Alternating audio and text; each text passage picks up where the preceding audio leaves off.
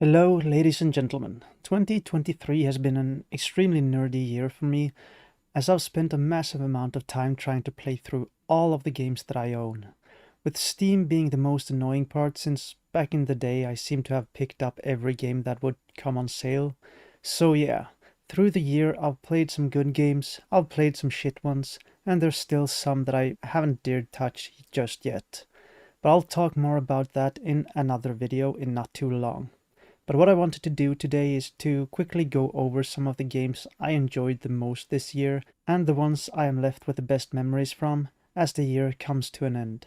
And these are games that I have played in 2023, not necessarily games that came out in 2023. I would also like to add that me enjoying them doesn't necessarily mean the games are good, as will be proved by at least one of these titles. But with the disclaimers out of the way, let's start with number 5. Pokemon Scarlet and Violet. Earlier this year I got really into Pokemon, and so I bought myself a Nintendo Switch Lite to be able to play some of the Pokemon titles. I knew that these Pokemon games had gotten a fair bit of criticism, and I still went ahead and bought Violet. I haven't touched Pokemon games since the Game Boy era, so I got really into the game, and for me, this became a create-your-own-adventure type game, which I really enjoyed.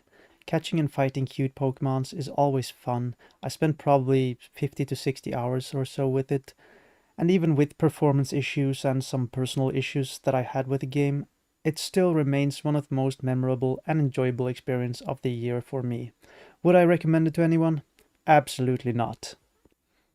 So let's move on to number 4, Dantes Inferno.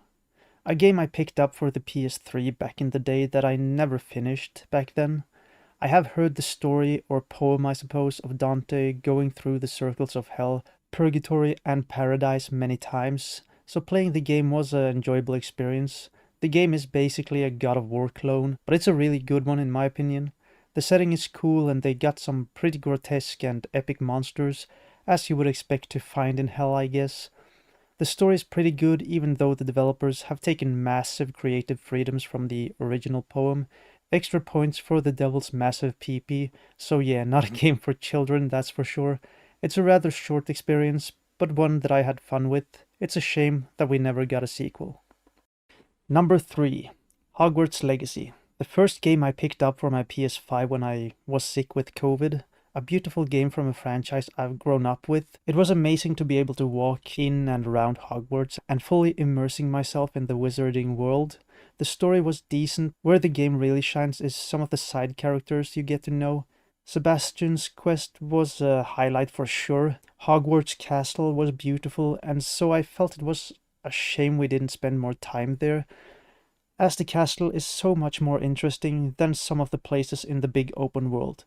But yeah, a pretty good game and a massive dose of nostalgia for me, and the only game that was actually released in 2023 on this list.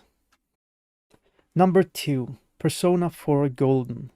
Not a game I would usually play or think I would enjoy very much, but this school drama slash murder mystery really sucked me in with a very interesting main story and some excellent side stories to each character, and I spent close to 60 hours over a week to complete this lovely game.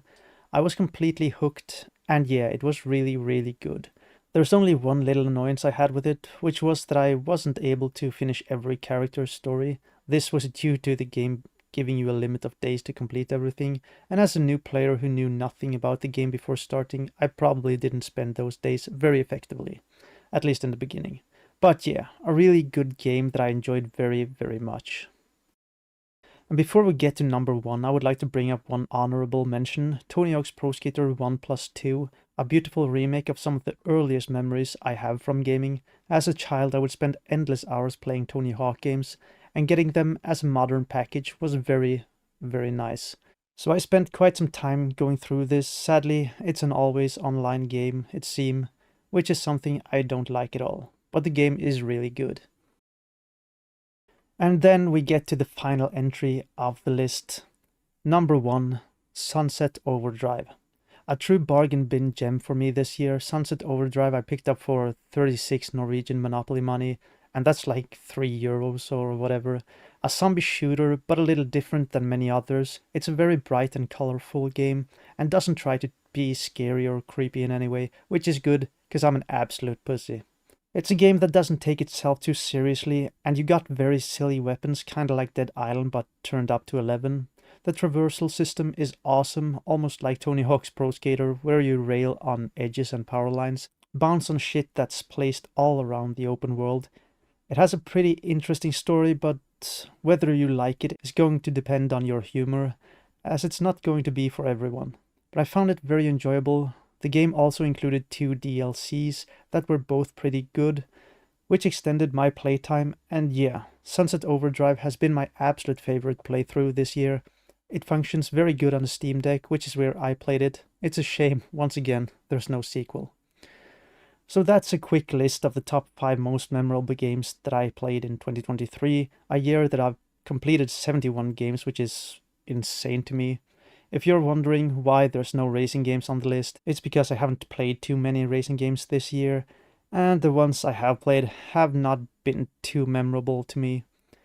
And for the future, right now, the only one I have set my sights on is Hot Wheels Unleashed 2, which I'm going to pick up when I find it on a decent sale. As I said, I will make an update video on my backlog, so look out for that one in the near future.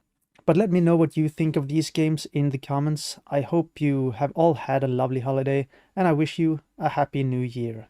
As always, I really appreciate you taking the time out of your day to watch my videos, and I'll see you next year. Goodbye.